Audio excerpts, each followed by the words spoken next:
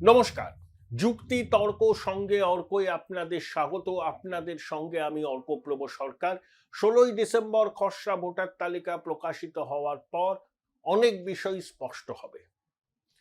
নির্বাচন কমিশন যেমন এসআইআর এর কাজ করছে, একই সঙ্গে রাজ্যের আসন্ন বিধানসভা নির্বাচনের প্রস্তুতির দিকেও তারা নজর রাখছে। বিভিন্ন এজেন্সি, তার মধ্যে আয়কর, পুলিশ, ইডি, যে যে এজেন্সি আছে 22টা এজেন্সির পদস্থ আধিকারিকদের সঙ্গে সিইও মনোজ আগরওয়াল বৈঠক করেছেন। সে বৈঠকে কতগুলো সিদ্ধান্ত নেওয়া হয়েছে। প্রথম কথা, বিভিন্ন জায়গায় যে নাকা চেকিং হবে, সেই নাকা চেকিং যেখানে হবে সেখানে সিসি ক্যামেরা থাকবে এবং ওয়েবকাস্টিং এর ব্যবস্থা করা হবে। কিন্তু সব থেকে যে সিদ্ধান্তটা নির্বাচন কমিশন নিতে চলেছে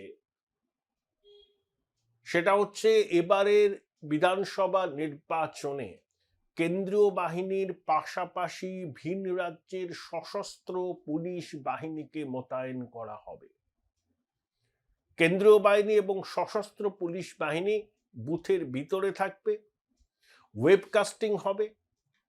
দেখুন, কেন্দ্রীয় বাহিনী সারা দেশে ছড়িয়ে থাকে, তারা ছত্তিশগড়ে থাকে, জম্মুতে থাকে, নর্থ ইস্টে আছে, মণিপুরে আছে। তাই কেন্দ্রীয় বাহিনীকে সবসময় বেশি সংখ্যায় পাওয়াও যায় না। কিন্তু ভিন রাজ্যের পুলিশ, যেখানে বিহারে 68% ভিন রাজ্যের পুলিশকে ব্যবহার করা হয়েছিল, পশ্চিমবঙ্গেও কিন্তু সেটা হবে। গুজরাট, মধ্যপ্রদেশ, উত্তরপ্রদেশ, তেলেঙ্গানা, কর্ণাটক প্রভৃতি রাজ্যের সশস্ত্র পুলিশ বাহিনী আসবে এবং সেই পুলিশ বাহিনী যখন তাদের সংশ্লিষ্ট রাজ্য থেকে পশ্চিমবঙ্গে আসবে ভোটের ডিউটি করতে, তখন তাদের স্পষ্ট বার্তা দিয়ে দেবে কমিশন, আপনারা সাংবিধানিক দায়িত্ব পালন করতে যাচ্ছেন, নির্বাচন যেন ভয়মুক্ত, অবাধ, নিরপেক্ষ হয়, মানুষ যাতে উৎসবের মেজাজে তাদের গণতান্ত্রিক অধিকার প্রয়োগ করতে পারেন, সেটা আপনাদের এনশিওর করতে হবে। সেটা যদি না পারেন তাহলে কিন্তু শাস্তির মুখে পড়তে হবে। অর্থাৎ ভিন রাজ্যের সশস্ত্র পুলিশ বাহিনী এবারের বিধানসভা নির্বাচনে রাজ্যের আইন শৃঙ্খলা পরিস্থিতির ভার নেবে। কেন্দ্রীয় বাহিনী থাকবে, অবশ্যই থাকবে, কিন্তু ধরুন ওই 65% ভিন রাজ্যের সশস্ত্র পুলিশ বাহিনী, 35% হচ্ছে কেন্দ্রীয় বাহিনী। 2, কমিশন একেবারে পরিকল্পনা করে নিয়েছে এবং সেটা তারা জানিয়েও দেবে, রাজ্য প্রশাসনের কোনো ভূমিকাই থাকবে না এবারের নির্বাচনে। কারণ পুলিশ ওয়েলফেয়ার অ্যাসোসিয়েশনের সভায় ওয়েলফেয়ার অ্যাসোসিয়েশনের নেতারা বলছেন তারা চতুর্থবারের জন্য মুখ্যমন্ত্রী হিসাবে মমতা বন্দ্যোপাধ্যায়কে দেখতে চান। শুভেন্দু অধিকারী এই ভিডিওটা কমিশনকে পাঠিয়েছেন।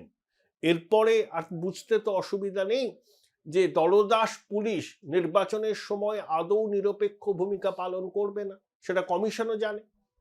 তাই কমিশন আগে থেকেই এই সিদ্ধান্তটা নিয়ে ফেলেছে যে এ রাজ্যের পুলিশকে কোনোভাবেই নির্বাচনের কাজে ব্যবহার করা হবে না।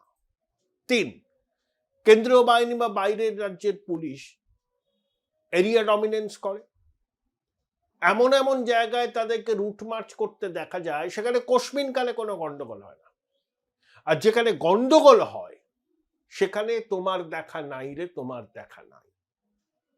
এইটাকে বন্ধ করতে কমিশন উদ্যোগী হচ্ছে। 4, কুইক রেসপন্স টিম যে সমস্ত গাড়িতে চলাফেরা করে সেখানে জিপিএস ট্র্যাকার বসানো হবে এবং সেই গাড়ি চালাবেন কারা তাদের ক্রেডেনশিয়ালও যাচাই করা হবে। ধরুন একটা ঘটনা ঘটেছে আর সেন্ট্রাল ফোর্স যেখানে মোতায়েন আছে সেখান থেকে ঘটনাস্থলের দূরত্ব গাড়িতে যেতে 10 মিনিট লাগে, কিন্তু সেন্ট্রাল ফোর্স জায়গা চেনে না। সেন্ট্রাল ফোর্সকে যে গাড়িতে করে ঘোরানো হচ্ছে সেই গাড়ির চালক স্থানীয়, তিনি যদি শাসক দলের তল্পি বাহক হন, তিনি এমন রাস্তা দিয়ে নিয়ে যাবেন যে ঘটনাস্থলে পৌঁছতে আধ ঘন্টা লেগে গেল। যখন কেন্দ্রীয় বাহিনী বা ভিন রাজ্যের পুলিশ সেখানে গেল, তখন সব ঠান্ডা হয়ে গেছে, মানে দুষ্কৃতীরা ভোট লুটেরা কাজের কাজ করে বেরিয়ে গেছে। এটা যাতে না হয় এটাও কমিশনের নজরে আছে। 5, গণনা কেন্দ্রে বিরোধী দলের এজেন্টদের হুমকি দেওয়া হয়, আগের দিন বাড়িতে থান পাঠিয়ে দেওয়া হয়। কমিশন পরিকল্পনা করছে গণনা কেন্দ্রের বাইরে জায়ান্ট স্ক্রিন টাঙানো হবে, যাতে গণনা কেন্দ্রের ভিতরের ছবি রাজনৈতিক দলের কর্মীরা, উপস্থিত সংবাদ মাধ্যম পুঙ্খানুপুঙ্খ দেখতে পারে। এই পরিকল্পনা তাদের আছে। 6, ধরুন একটা বিধানসভা কেন্দ্রে, আমি এক্সাম্পল দিচ্ছি, 100টা বুথ আছে, 90টা বুথে একদম পিসফুল পোলিং হচ্ছে, কিন্তু 10টা বুথে সেখানে শাসক দল 100টার মধ্যে 90টা ভোট পাচ্ছে, এবং বিধানসভা কেন্দ্রে এসআইআর এর পরে ভোটের সংখ্যা কমবে। সেখানে যদি 10টা বুথেই ভোট লুটেরারা ভোট লুট করে, ফলাফল পরিবর্তন হয়ে যাবে। এবং অতীতে বিভিন্ন বিধানসভা কেন্দ্রে কোন কোন বুথে ভোট লুট হয়েছে তার নথি কমিশনের কাছে আছে, সেখানে তারা বাড়তি সতর্কতা অবলম্বন করবে। 7, এমন দাপুটে আধিকারিকদের পর্যবেক্ষক হিসাবে নিয়োগ করা হবে, general observer, police observer, financial observer, যাদের আনব্লেমিশড ক্রেডেনশিয়াল আছে। ওই ব্যাচমেট খোঁজার একটা প্রবণতা আছে তো আইএস আইপিএস দের, এখানে যারা দিদিমণির প্রশাসনে কর্মরত তারা সবসময় চেষ্টা করেন যে তাদের ব্যাচমেট আসছেন কিনা অবজারভার হিসাবে। তখন এরা ব্যক্তিগত ইকুয়েশনকে কাজে লাগিয়ে অবজারভারদের কি বলবো আর কি অনেকটা নিয়ন্ত্রণে নেওয়ার চেষ্টা করে। কমিশন জানে, এবং এই নিয়ে তাদের কাছে বিস্তর অভিযোগ জমা পড়েছে, এবং অবজারভারদের ক্রেডেনশিয়াল চেক করা হবে, এবং তারা কোন ব্যাচের আইএস বা আইপিএস, পশ্চিমবঙ্গে কর্মরত আইএস আইপিএস দের সঙ্গে তারা ব্যাচমেট কিনা, কি ধরনের সম্পর্ক তাদের আছে, সেগুলোও কিন্তু খতিয়ে দেখা। ব্যক্তিগত সম্পর্ক সবার সঙ্গে সবার থাকতে পারে, কিন্তু ব্যক্তিগত সম্পর্ক যদি দায়িত্ব পালনের ক্ষেত্রে অন্তরায় হয়, সেটা কমিশন এবার টলারেট করবে না। 8, দিদিমণির আপত্তিকে ফুৎকারে উড়িয়ে দিয়ে বহুতলের নিচেই ভোট হবে। দিদিমণি যতই আপত্তি করুন না কেন, তার আপত্তিকে কর্ণপাত করা হবে না। 9, পশ্চিমবঙ্গে আগের বার 7 বা 8 দফায় ভোট হয়েছিল, এবার অত দফায় ভোট না হলেও 5 দফায় ভোট তো হবেই। এবং ধরুন উত্তরবঙ্গে একসঙ্গে ভোট হবে না, ধরুন কুচবিহারে ভোট হলো, দক্ষিণবঙ্গের কতগুলো কেন্দ্রে ভোট হলো, এইভাবে ভোটটা করা হবে।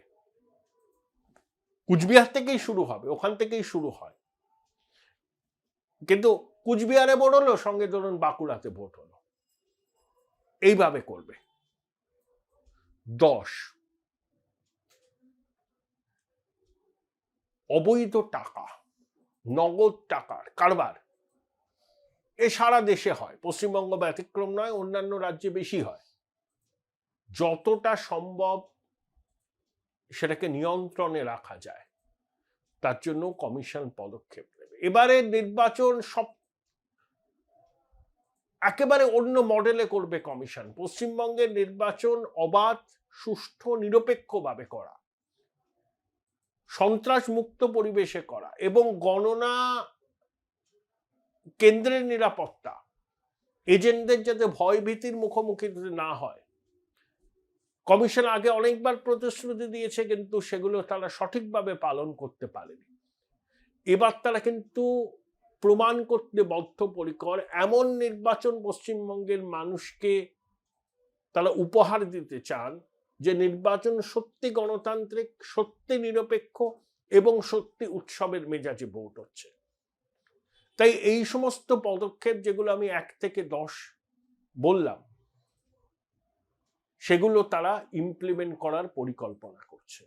আপনাদের বলি, আপনারা আমার অনুষ্ঠান দেখেন, সহায়তা পেয়ে আমি সত্যিই কৃতজ্ঞ। এই সহায়তা যাতে আগামী দিনে বজায় থাকে তার জন্য আপনাদের কাছে অনুরোধ, আপনারা যে ডিভাইসেই আমার অনুষ্ঠান দেখুন না কেন, সাবস্ক্রাইবার বাটনের পাশে থ্যাঙ্কস বাটন, সেটা যদি ক্লিক করেন, সুপার থ্যাঙ্কস, আপনাদের সহায়তা আমার কাছে পৌঁছে যাবে। আশা করি আপনাদের সহযোগিতা থেকে কখনো বঞ্চিত হব না। Join Indian Institute of Hotel Management now. Right choice, right decision.